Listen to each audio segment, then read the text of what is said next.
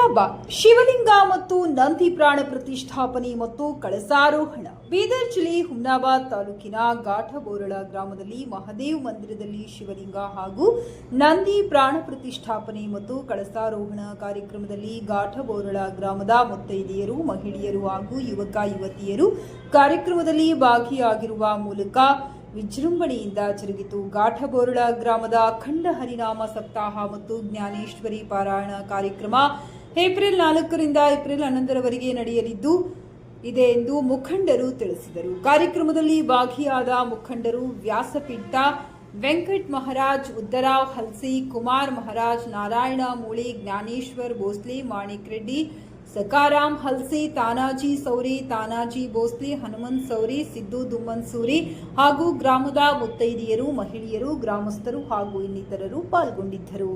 ವರದಿ ಶ್ರೀಮಂತರಾವ್ ಇಂಚೂರೆ.